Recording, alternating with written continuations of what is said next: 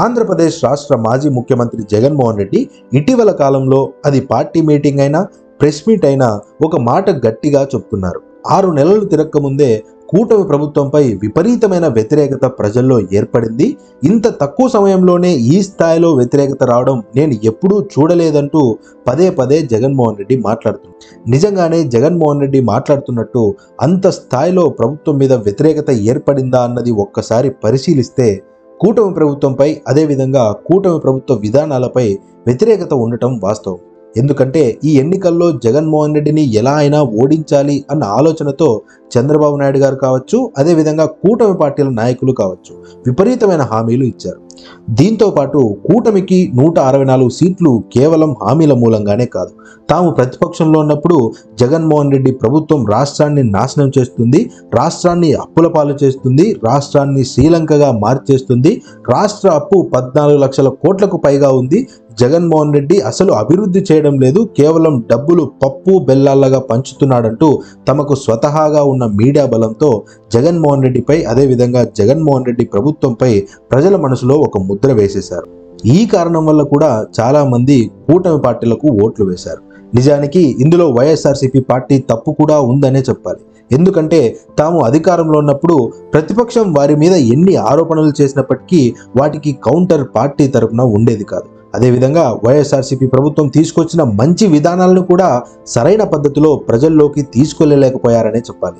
దీంతో కూటమి పార్టీల పని ఇంకా సులభతరంగా మారిపోయింది.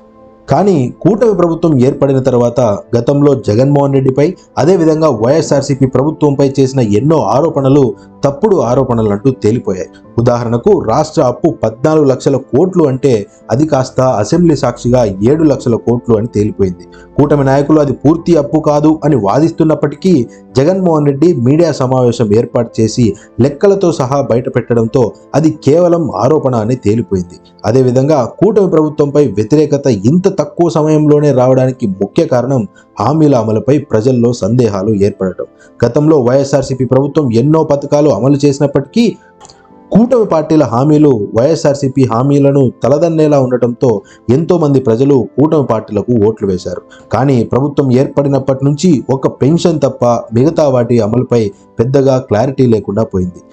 కేవలం ఇంకా 6 నెలలే అయినప్పటికీ భవిష్యత్తులో అమలు చేస్తారు అన్న ధీమా కూడా ప్రజల్లో కలిగించలేకపోయారని చెప్పాలి. ఎందుకంటే ముఖ్యమంత్రి చంద్రబాబు నాయుడు గారు కావచ్చు, అదేవిధంగా ఉప ముఖ్యమంత్రి పవన్ కళ్యాణ్ గారు కావచ్చు నిత్యం ఖజానా ఖాళీగా ఉందంటూ మాట్లాడుతున్నారు. జీతాలు ఇవ్వడానికి కూడా డబ్బులు లేవంటూ మాట్లాడుతున్నారు. ప్రతిపక్షంలో ఉన్నప్పుడు రాష్ట్ర అప్పు 14 లక్షల కోట్లు అన్నప్పుడే ఇన్ని హామీలు ఇచ్చారు. మరి ఇప్పుడు రాష్ట్ర అప్పు 7 లేదా 8 లక్షల కోట్లు మాత్రమే అంటున్నారు. మరి ఎందుకు హామీలు అమలు చేయలేకపోతున్నారు అన్న ప్రశ్న కూడా చాలా మంది సామాన్యుల్లో వ్యక్తమవుతుంది. అదేవిధంగా లా అండ్ ఆర్డర్ విషయంలో కూడా కూటమి ప్రభుత్వంపై వ్యతిరేకత ప్రజల్లో కనిపిస్తుందనే చెప్పాలి. ఇలా పలు అంశాల్లో ఖచ్చితంగా ప్రజల్లో ప్రభుత్వం మీద వ్యతిరేకత ఉండటం అన్నది వాస్తవమే. కానీ ఈ వ్యతిరేకత జగన్మోహన్ రెడ్డి భావిస్తున్నట్టు వైఎస్ఆర్సీపీకే కలిసొస్తుందా అంటే అది కాలమే నిర్ణయించాలి. మరి